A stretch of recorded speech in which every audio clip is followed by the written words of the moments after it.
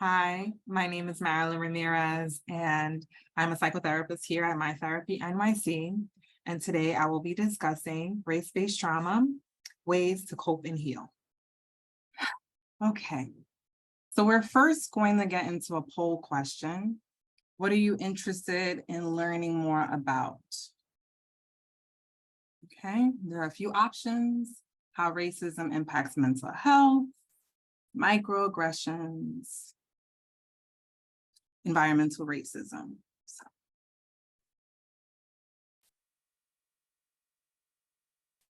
Okay, and we will come back to this question shortly.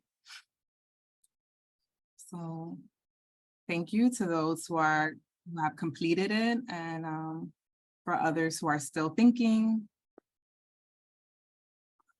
we want to give you a few minutes to do that.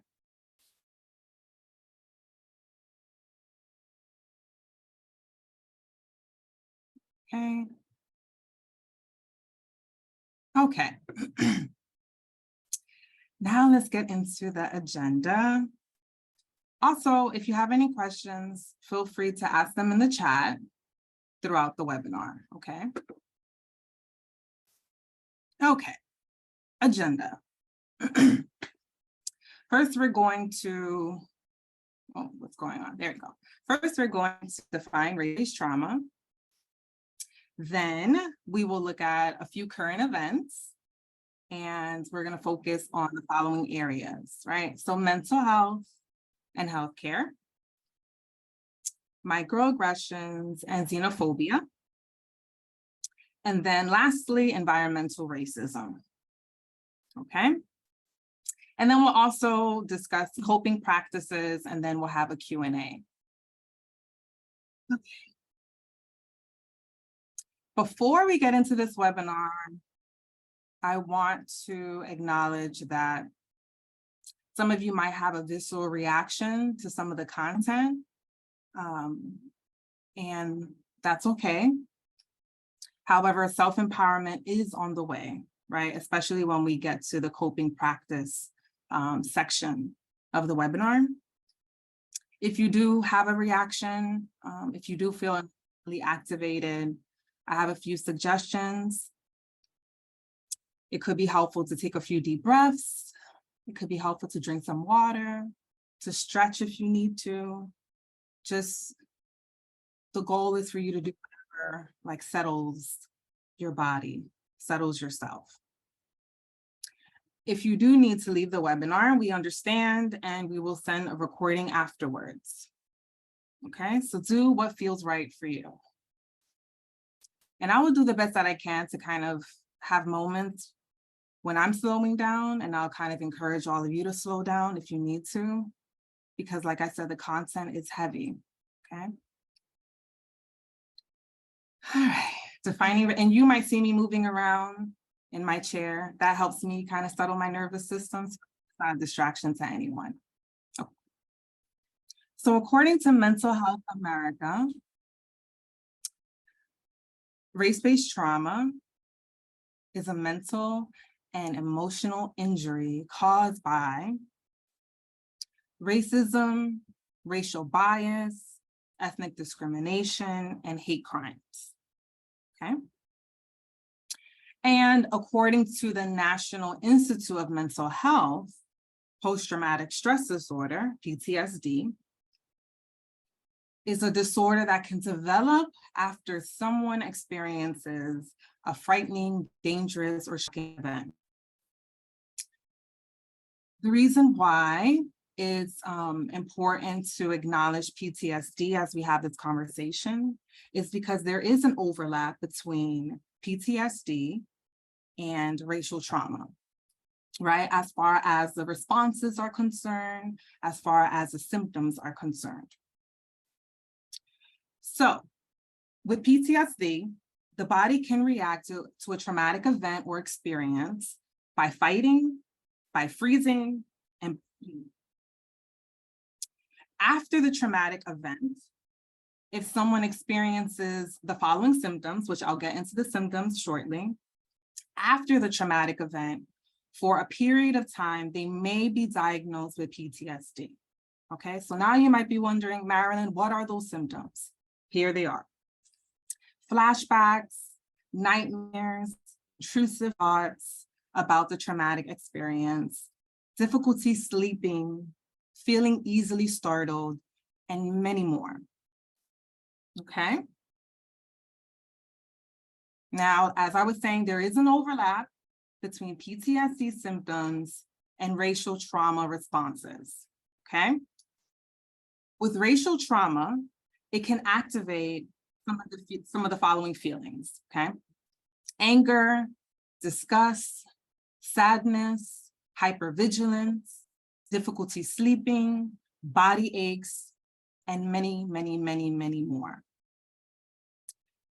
It's important for me in this particular moment to acknowledge that racial trauma can activate not only a psychological response, right, but also physiological with the body aches. And I think that that overlap with PTSD symptoms is really important to highlight. Racial trauma can also lead to anxiety symptoms and depressive symptoms. And I want to name in this moment that if you are experiencing any of these responses or symptoms, like, you're not crazy. It's a real thing. Okay, so now I would like to introduce my colleague, Christina Barnes, and she'll discuss the impact of trauma on Black, Indigenous, and people of color communities, BIPOC. It's a shortened version of that. Christina, thank you again for participating in this webinar. So you have the floor. Of course. Thank you so much, Marilyn. I really appreciate you letting me be here. Yeah. So my name is Christina. I'm a psychotherapist here in My Therapy NYC. And today I'm going to discuss the impact of trauma on BIPOC communities. So racism is not only a national issue, this is a global issue. It impacts the mental health of many, if not all, BIPOC individuals. It's important to acknowledge the experience of BIPOC communities who have both historically lived in the US for centuries, as well as other communities who are immigrants or first generations. We're going to discuss racism in the United States, as well as from a global perspective. Colorism, featureism, and texturism. That's what we're going to talk about now. They're all byproducts of racism, or what I like to call instruments of racism. Mm. These isms are covertly and oftentimes overtly used to perpetuate systemic racism. So first, I want to get into colorism. I'm going to start by giving you the definition we're going to go by for the sake of today's webinar. According to Merriam-Webster Dictionary, colorism is defined as a prejudice or discrimination within a racial or ethnic group favoring people with lighter skin over those with darker skin. Now, colorism was created by people of European descent, and it exists in many parts of the world. Over time, many BIPOC communities began to internalize these harmful messages and have often taken them on as their own. For example, I recently listened to an NPR series called America Reckons with Racial Justice that talks about colorism in the country of India. In India, it's common for darker skinned Indian people, especially women. They're often discriminated against in academic spaces, even professional spaces, and even in love when it comes to such things as arranged marriage websites. According to 2015, a report by some professors in Southern Illinois University and Rochester Institute of Technology, it was found that in India, quote unquote, a woman's dark skin can preclude her from entering positions such as news anchor, sales associate, flight attendant, and even receptionist, because these jobs require exposure to an interaction with the public who will judge her often as unattractive, unworthy, and even incompetent. Fair-skinned women, conversely, are seen in most of these roles. Their skin tone grants them the unearned privilege and power within these organizations as a result. Yeah, I know, I'm thinking the same thing. Something that we had no control over, something that we were born with, now is used as an instrument of racism. The next topic we're going to get into is featureism. And once again, I'm going to give you the definition. According to blackstory.com, featureism is defined as a society's acceptance or preference for certain features over others. The preferred features are usually European features, which tend to uphold a European standard of beauty. For example, in some cultures, we might notice that a more prominent nose is viewed as less attractive than someone with a slimmer nose. Also, it's often that in Asian communities, people are undergoing eyelid surgery to reduce the visibility of appearing Asian and to look more Western. What this is it is increasing the occipital fold within the eye so that it's a double eyelid as opposed to a mono eyelid. And once again, this presents as more Westernized as opposed to more Asian. Now I want to get into texturism. According to blackstory.com, texturism is defined as a preference for hair with smoother, looser texture, and the discrimination of people with kinkier or coarse hair. Again, this upholds a European standard of beauty. For example, straightened hair is viewed as more attractive, more professional, and oftentimes more manageable than hair with, let's say, tighter curl patterns and afro braids and even locks. So to sum that up, these are three instruments that racism uses in society. Oftentimes, these have been used for hundreds of years. We can go back to 1900s when these very things were used in propaganda against certain cultures. I'm glad we were able to share that with you. And Marilyn, thank you again for having me. Sis, thank you. Thank you for helping us understand these isms, right? It's so important to have that understanding and that just that insight. So thank you. Thank you for shedding light on that. Whew, okay, y'all, I'm still regulating my nervous system because I was getting a little angry. All right. Let's discuss current events and the media. So current events and the media can lead to vicarious trauma, right? Current events and the media can lead to vicarious trauma and trigger personal experiences with racial trauma. Now, before I get into current events, I like to see what everyone was curious to learn more about in the poll. So I'm taking a look at it now. Okay, 64% are interested in learning more about how racism impacts mental health. 15% are interested in learning about microaggressions, and 21% are interested in learning about environmental racism. Okay, thank you so much for answering that poll question.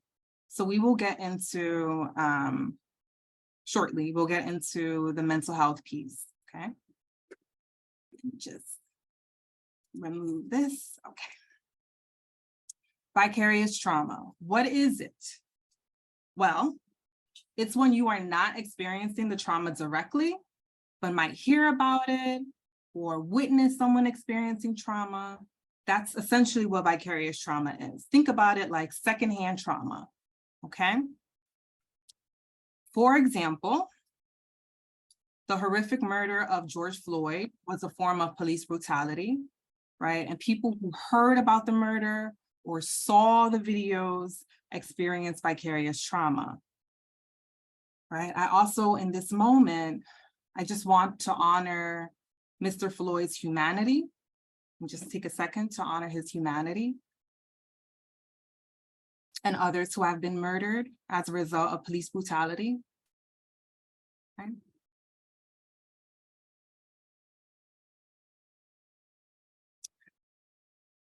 Okay. So now, I just want to slow down and make sure you all are taking care of yourselves, okay? Making sure that you're settling yourselves and your bodies as much as possible. I told you the content's heavy, okay?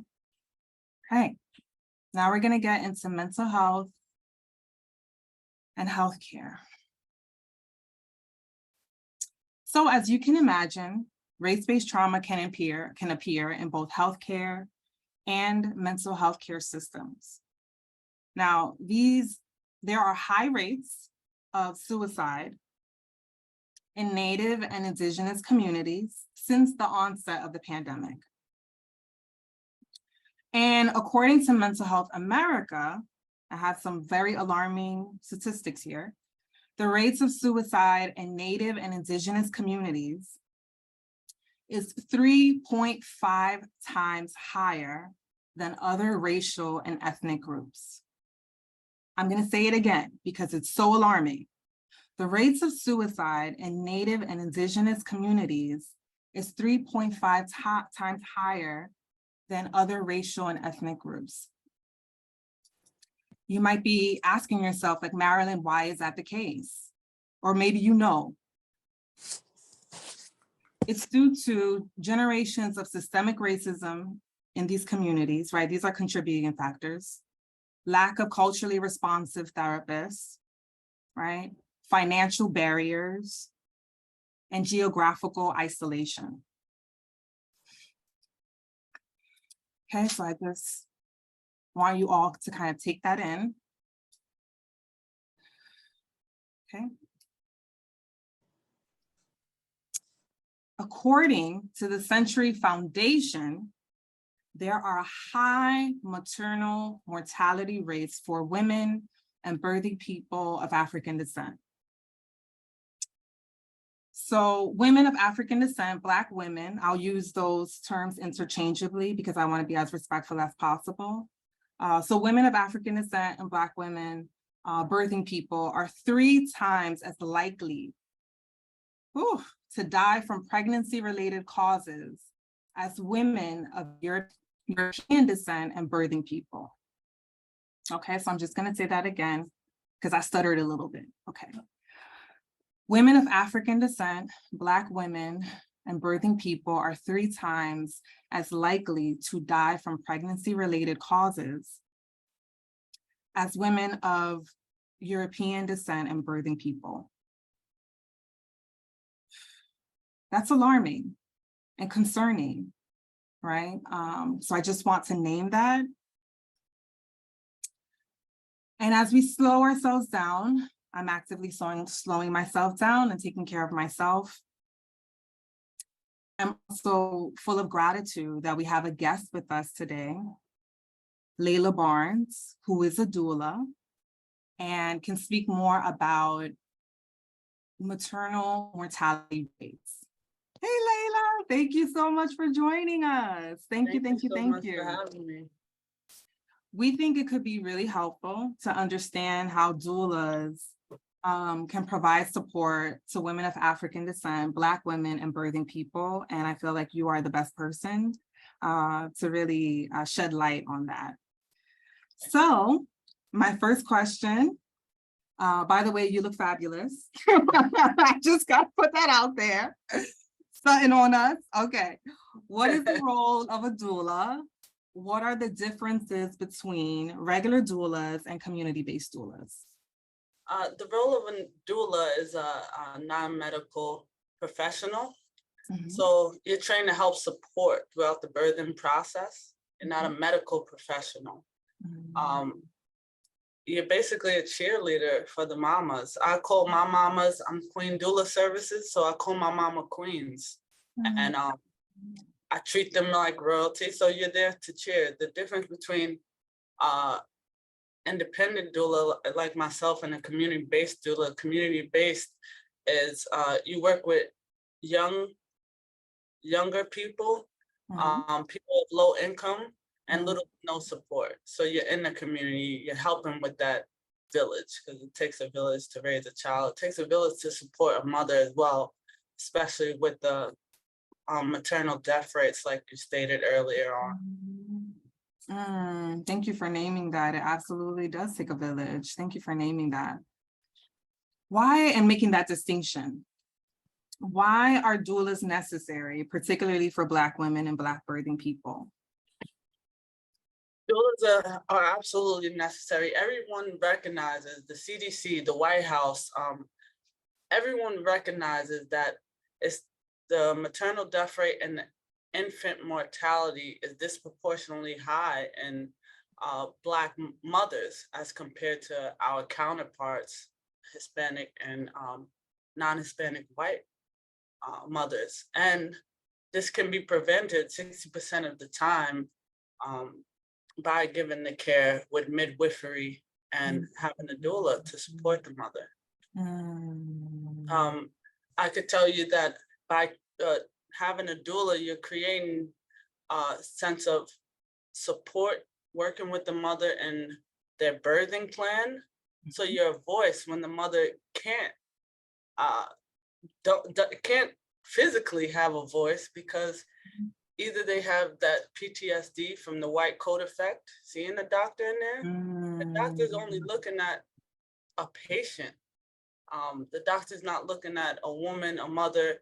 It's a patient. It's lines on a piece of paper for that doctor.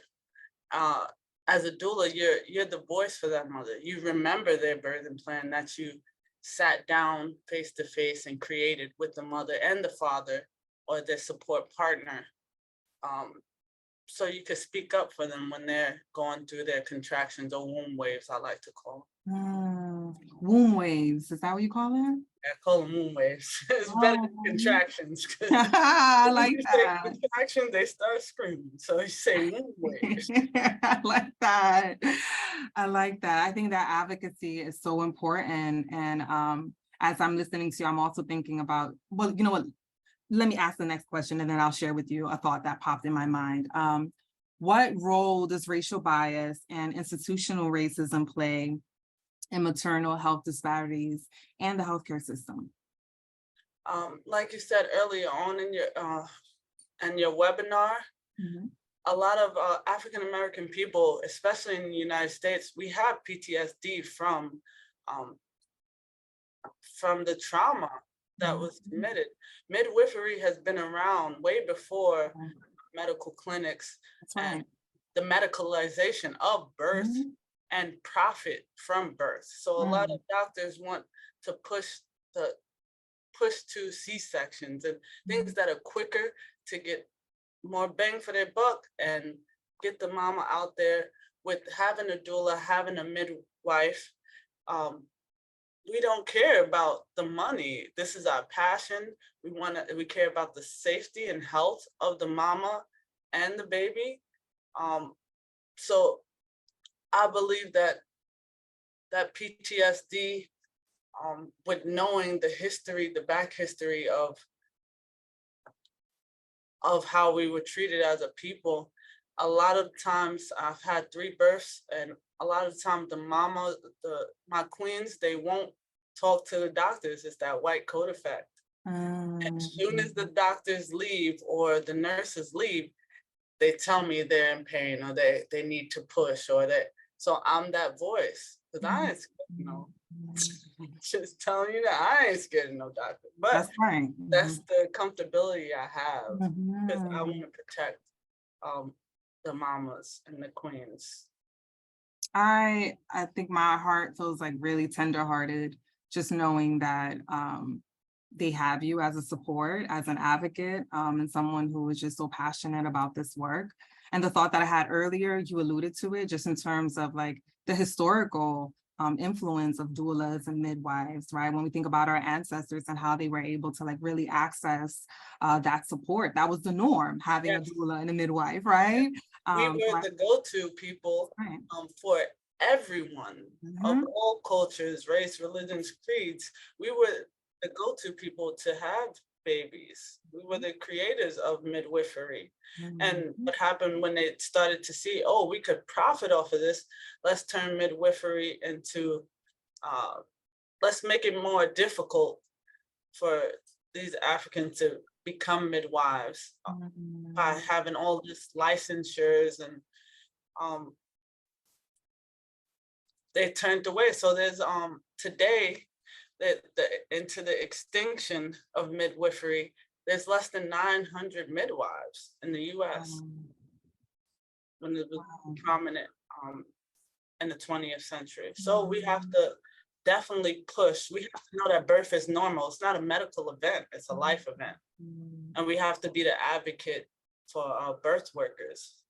Yes. Yes, yes, yes, yes, yes. Thank you so much for your time, for your passion, for your insight. And we do have, for anyone who's interested in receiving your services, we have a slide that has your contact information, your Facebook, your Instagram. So if y'all are interested in having a doula, or you know someone who's looking for a doula, please make sure you look out and check out Layla's Facebook and Instagram. Thank you so much, Layla. Thank you, Marilyn. Of course. Bye. Period. All right, we keep it authentic here. Okay, we have to be ourselves, right? Feels good. It feels good to be authentic. Okay. Oh, did I lose my place? All right. Okay, so now we're going to talk about microaggressions and xenophobia. So just so you have a working definition. Oh, actually, before I get into the definition, you all have probably heard these terms before, and I'll provide a little bit more clarity. Okay, so let's start with microaggressions. What are microaggressions? Remarks, actions, or insults towards an individual or a group, historically towards marginalized communities. Okay, and if you're wondering, like, okay, but what does that mean? We have a video for you, and hopefully the video can shed a little bit more light on what microaggressions can look like. You did really well on the skills checkoff today. I was pleasantly surprised. Since I was a kid, I've always known I've wanted to do this. Consider a time you've witnessed an interaction that left you feeling uncomfortable because it implied that someone or a group wasn't capable or expected to be successful.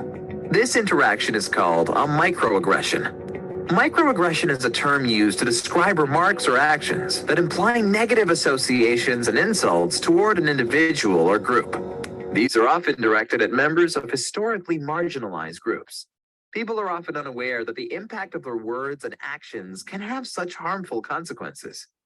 This video is part one of a two-part series designed to empower you to notice and interrupt microaggressions. Every microaggression students and staff experience adds to their load. One unintentional comment may seem significant, but these comments and experiences can get very heavy. By creating a better understanding of microaggressions and how to stop them, WTCS faculty, staff, and students will create a more inclusive and safer learning environment for all. So, how can you help address microaggression when you see it happening? When you notice microaggressions occurring, interrupt the situation. You could 1. Ask questions to get at any underlying assumptions. Thanks. Why did that surprise you? 2. Acknowledge what happened to the person affected. I heard that comment and it didn't feel right. 3. Be an active bystander and explain to the person saying or behaving in a harmful way why their actions have a negative impact, even if unintentional. You did really well on the skills checkoff today. I knew you would. Addressing microaggression is an ongoing process. You can start right where you are today. For additional resources or information on microaggressions, please contact the WTCS Office of Student Success. Okay. So hopefully that sheds some light on microaggressions. I do think it's important to name that I think it was a former client told me that at times it feels like a macroaggression. And I just want to acknowledge that you can call it a macroaggression, right?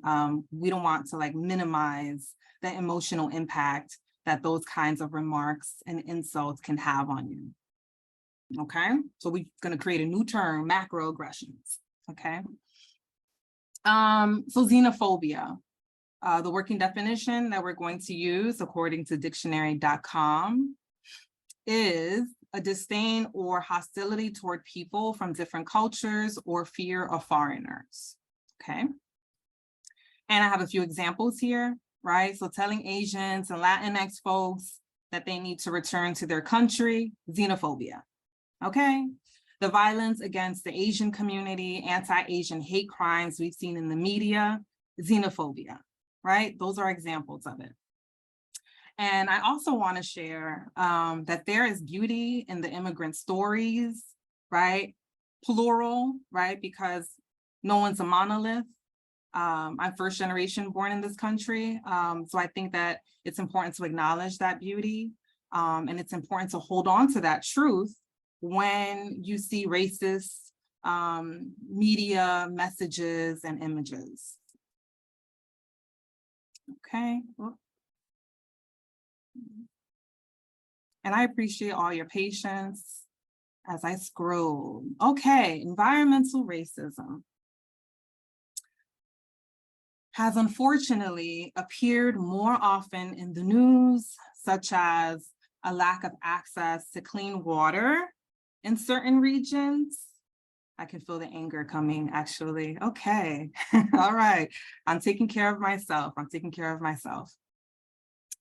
So many Native and Indigenous communities on reservations and Black people, people of African descent in Jackson, Mississippi, haven't had access to clean water, right?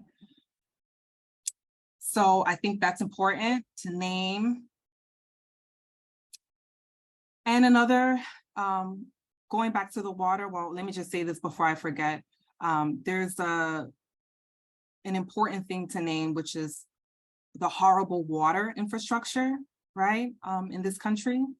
So I do want to acknowledge that because that ties into access and the lack of access to clean water.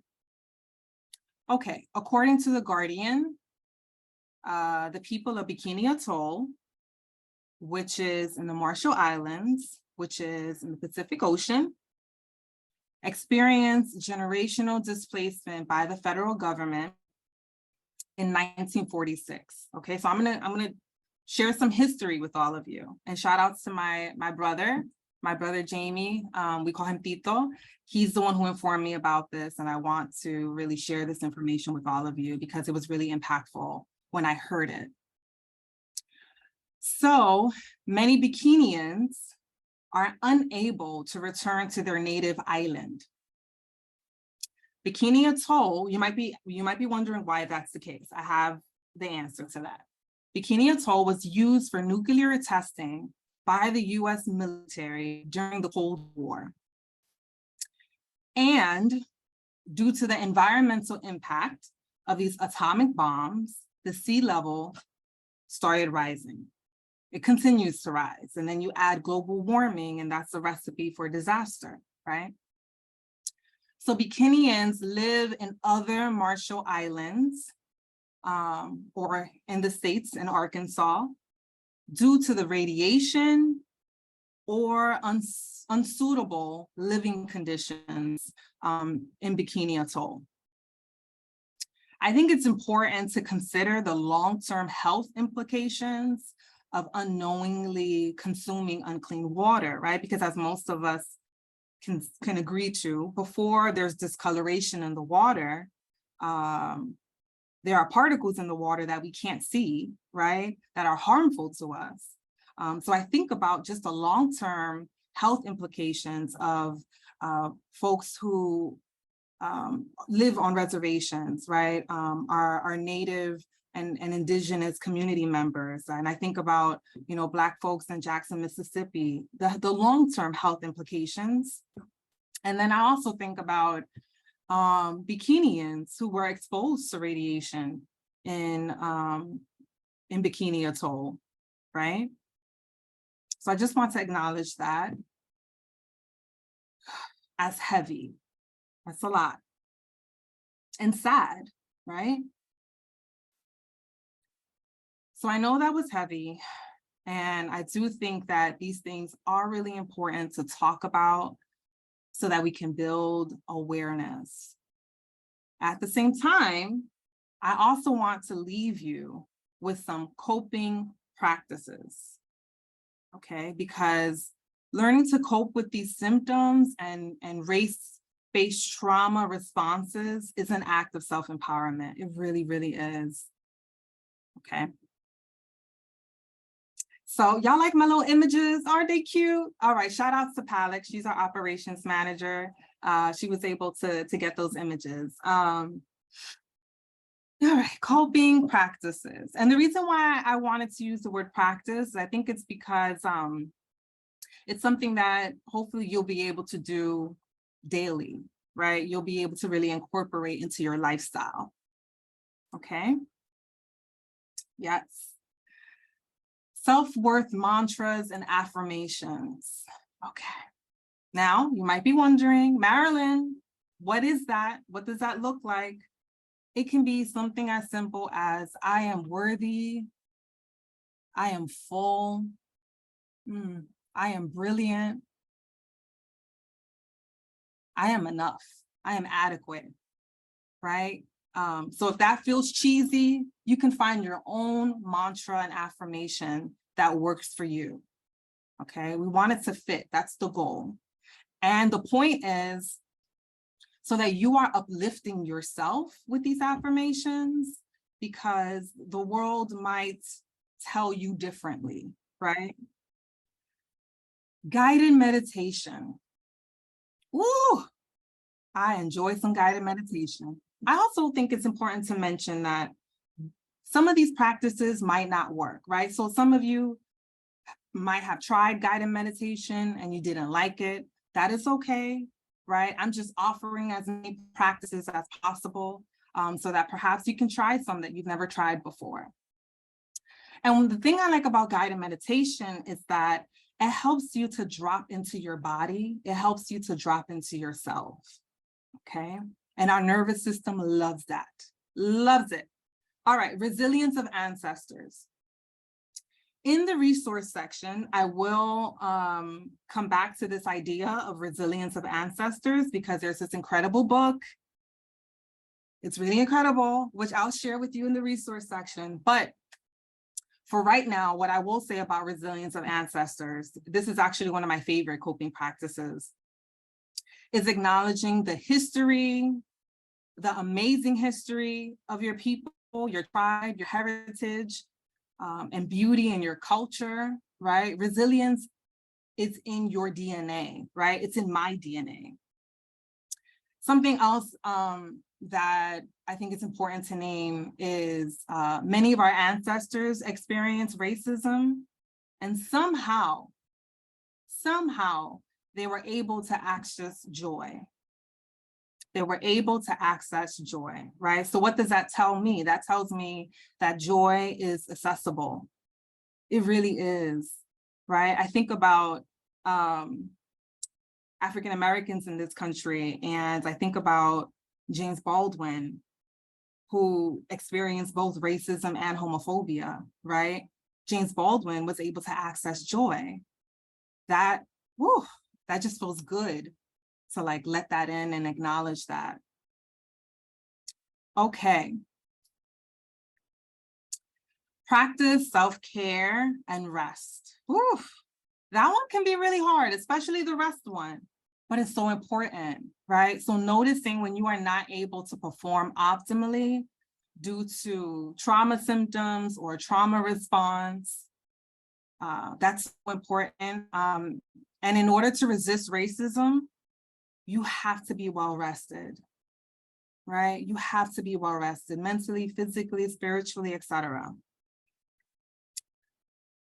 Limit news and media content. So we all want to know what's going on, right? All the time. And I think consciousness is important, right? We should be teaching that to our children, right? And our loved ones. I think consciousness is important. It's important to know what's happening in our world.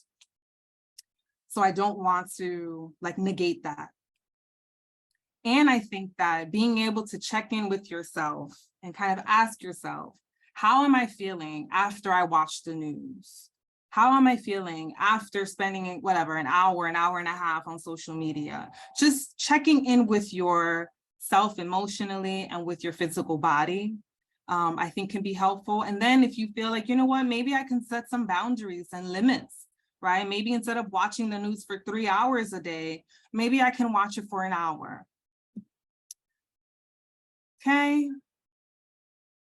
green spaces and nature. So anyone who knows me knows that in my mind, I think I'm a tree. I know that's a little laughable. It sounds a little out there, but nature has so many healing elements to it. Green spaces have so much healing elements to it. So whether that's going to the park or a community garden. I also want to acknowledge that for some folks who live in different parts of New York, they might live in what we call the concrete jungle, right? Where it's not easily accessible to find a green space, unfortunately, right? Which is an example of systemic racism in and of itself. So what I would say to those community members is there are apps that have like nature-based sounds, right? That you can listen to, maybe get a plant in your house. Everyone doesn't have hands for taking care of plants. I can hear like my mom's voice in my head, right? Which is true. So maybe an artificial plant. Just how can you bring in green spaces? How can you lean into green spaces and nature, right? Also, another example of leaning into nature, even if you're home and you're able to just look out the window and look at the sky, it might sound silly, but nature really does have a lot of healing components to it that sometimes we overlook. Okay. Therapy, individual or group, okay? I'm a therapist, so you know I had to put that in, right, as a coping practice. I do believe in therapy, and I'm grateful to have a therapist of color, a Black woman who takes very good care of me. And I also think it's important to name that for some folks, their preference is to work with a therapist of color. I want you to know that there's no shame in that, right? That is totally fine. If that is your preference, that is your preference.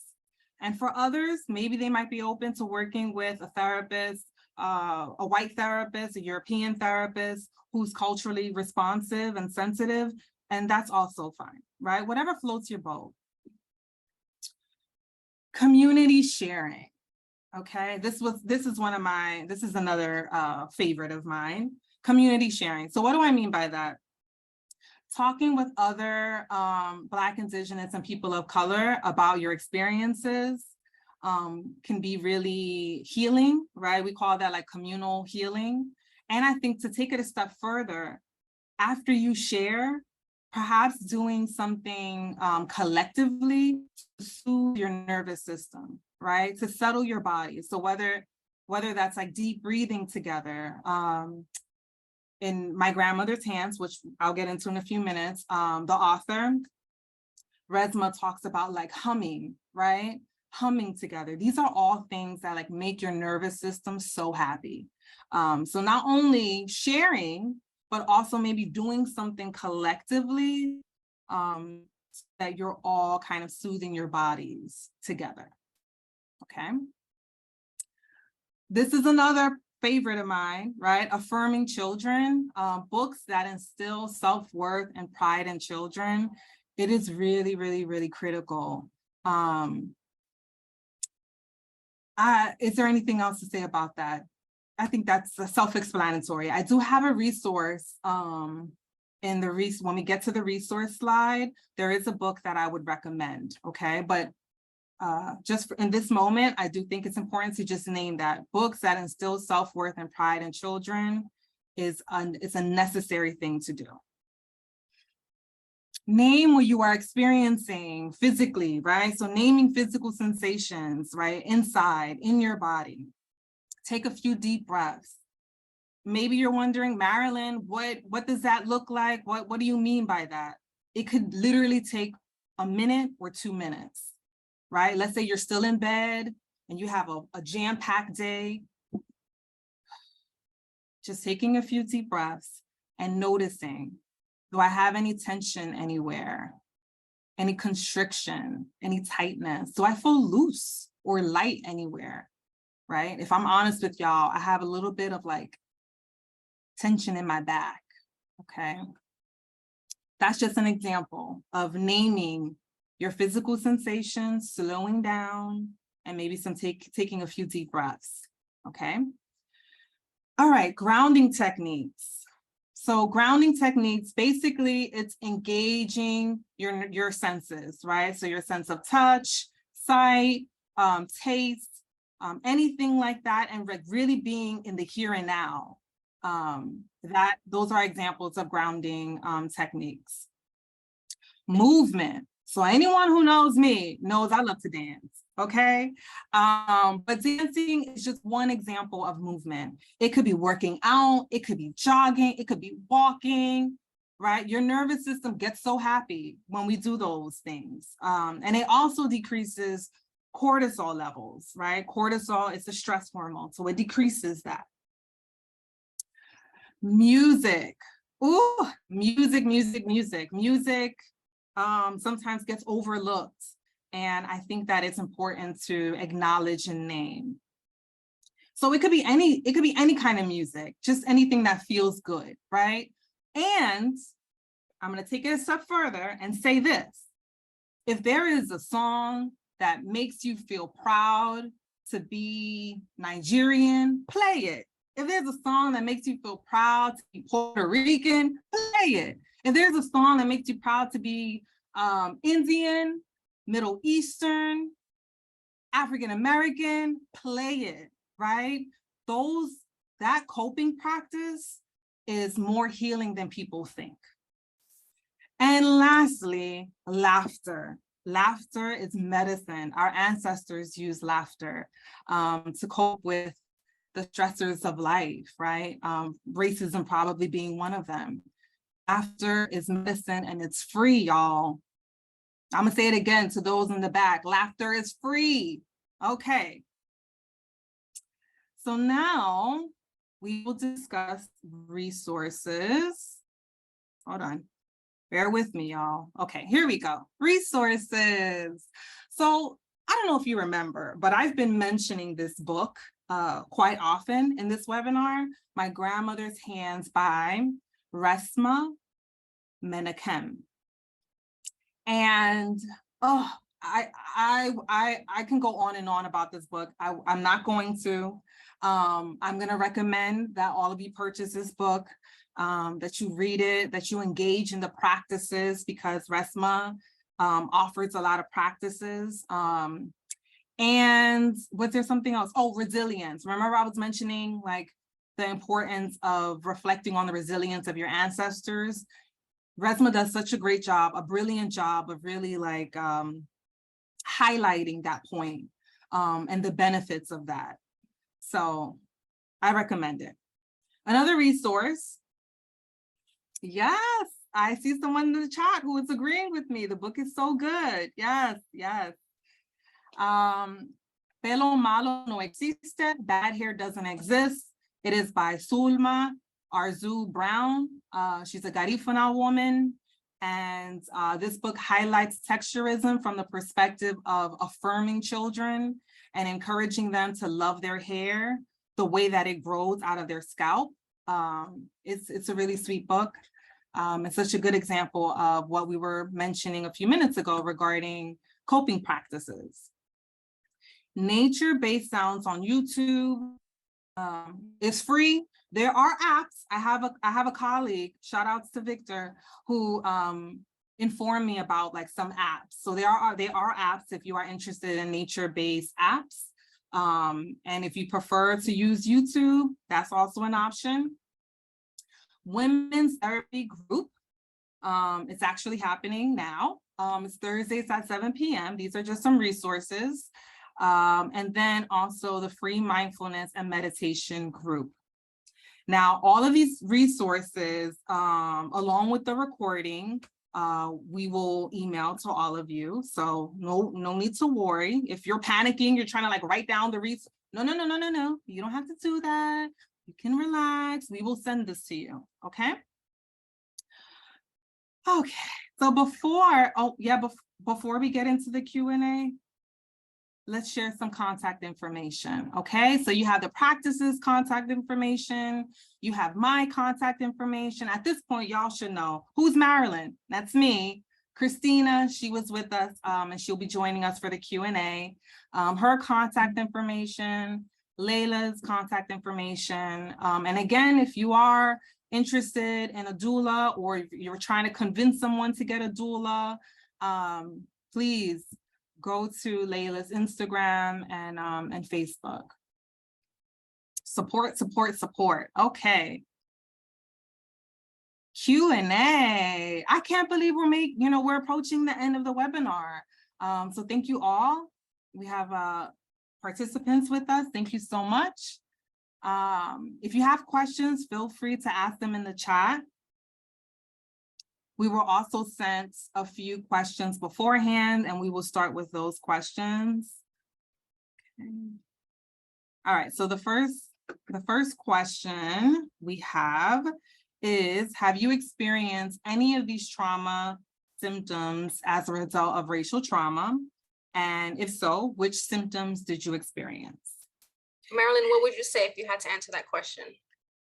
I would say the anger, the sadness. Like, I definitely experienced that. I mean, I was experiencing, as I was reading some of the content in these slides, I was like having an emotional reaction to it. Sometimes difficulty sleeping. What about you? What would you say? I think honestly, for me, being more of a fair-skinned woman, I think a lot more for me is vicarious trauma. As someone who's married to a Black woman, hearing her experiences, definitely anger. I can say that, and I want to add also, kind of like this feeling of defeat, because I want to do everything to be there and support her, but there's a sense of having to just be there with her through it, and support her through and through. Right, right. Oh, I appreciate you naming that. That support is invaluable. And I also want to validate the anger. Yes. Okay. So I see this other question, but before that, I just want to run through the chat and just really identify everyone who's commented. Jamie Martinez, shout out to you. You dropped a lot of gems there. Malcolm X movie, The Process in His Hair, absolutely. The people that were forced to move to the Mid-South, yes. The happening of what's happening to the indigenous people in the Amazon in Brazil, many of these people being forced out of their land. Absolutely. Thank you so much for sharing that. Kellyanne, yes, it is scary. Danielle Jones, thank you. Tina Oliveria, I like that it's a life event and not a medical event. That's a wonderful way to think about birth. Yes. Shout out to Layla with Queen Doula Services. So I just want to, Mindy, yes, it is unfortunate and unfair. Janice Evans, yep, Have It So Good, the book, amazing, absolutely amazing. I want to run through another question, actually. Do any of these coping practices resonate with you?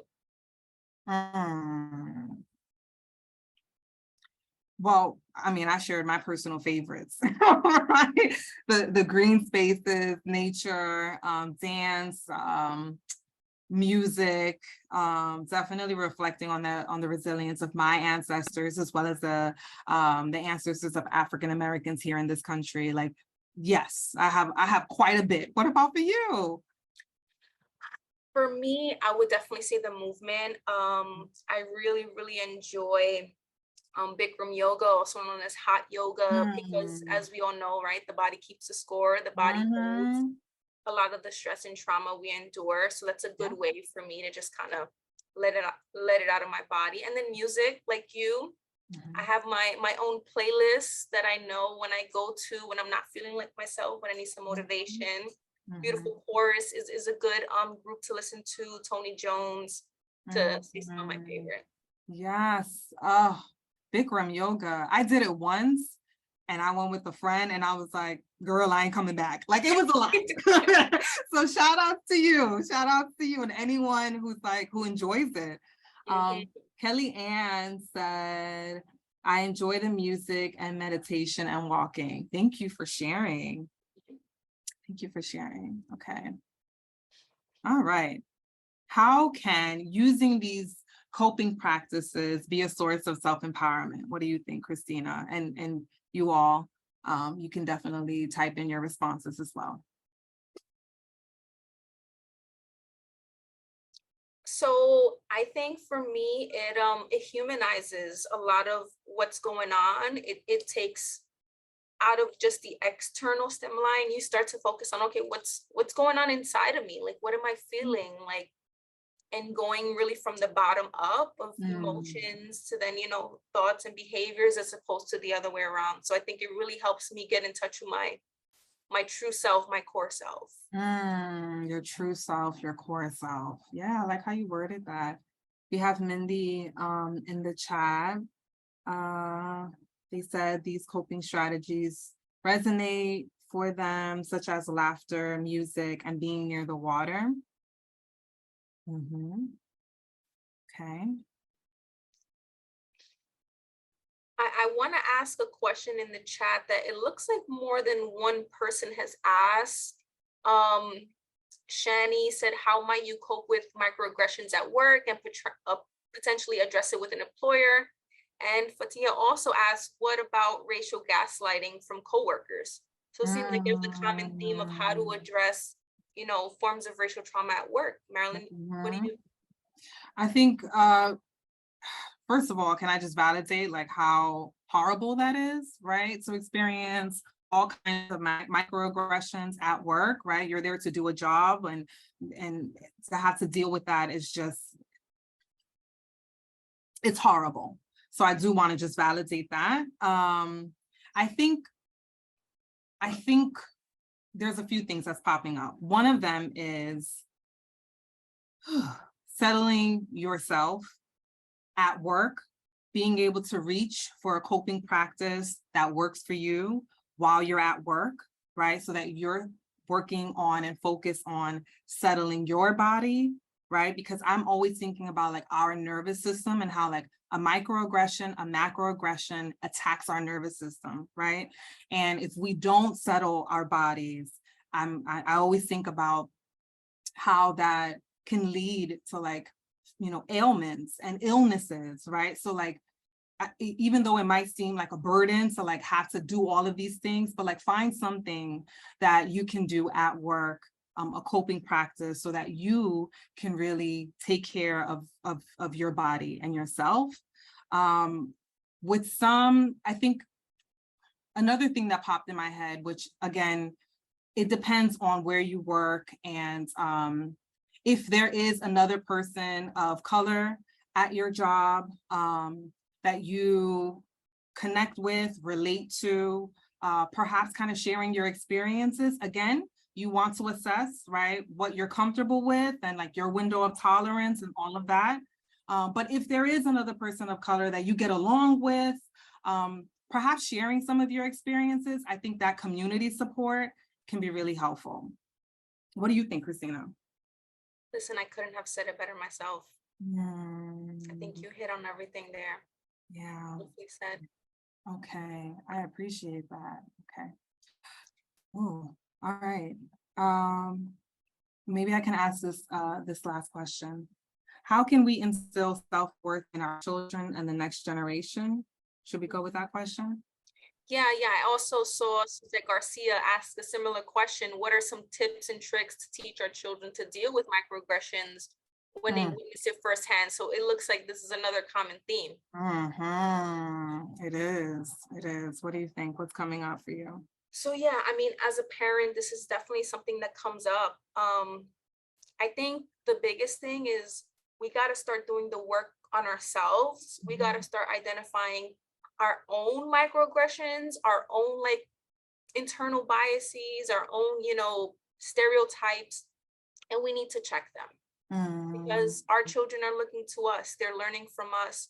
We're the ones that are modeling how to treat other people, how to look at the world. So that's first and foremost. And I think second of all is education. I think about when I was younger and when we would see people that look different, sometimes our parents would be like, don't stare or don't ask questions, but it's like, encourage them. There's a book I read called Why Are All the Black Kids Sitting Together at the Cafeteria by Beverly Daniel Tatum. Amazing book. And she talks about when her son came home crying because the the kids in the class said, oh, he drank too much chocolate milk and that's why he's brown. You know, so educating your children, being open and honest with them, and answering those questions that they have without shame or guilt. Oh, yes, I love how you worded that. I really love how you worded that. I also think to add on to that, I'm thinking about my niece. I think if your child goes to a school where they are the minority, right, as far as like ethnicity and race, perhaps if you can, I know that, you know, everyone's financial situation is different. If possible, perhaps there's like a programs that you can get them enrolled in where they see other children that look like them, right? I think that that instills pride as well. So I think that that's important to name and mention. You're way better than me with this chat. Is there a question that we missed? Yeah, I'm actually gonna just run through it really quick. Okay. Nicole Harris, I miss it so much. Thank you. Jamie Martinez, again, women in the service deal with microaggressions all the time. I've witnessed it so much. Yes, I'm a service member myself. Absolutely. You know, you would I hear know. that. Bridget, thank you for attending. This was a wonderful presentation.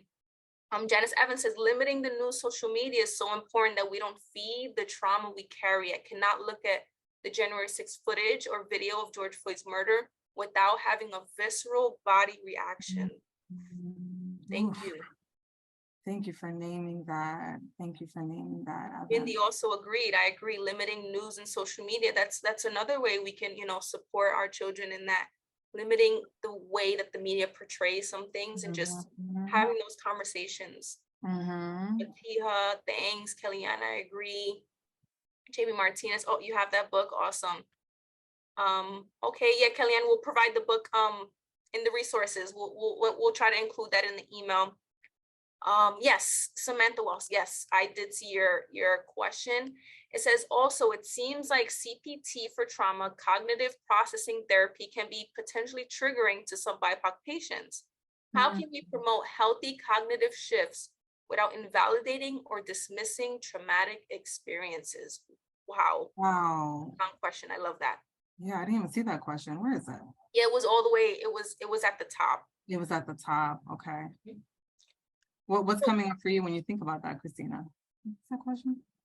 So as someone who's wrapping up their grad school experience, this was actually a question that was brought up in a class of ours, and we asked, like, how do we address trauma without re-triggering?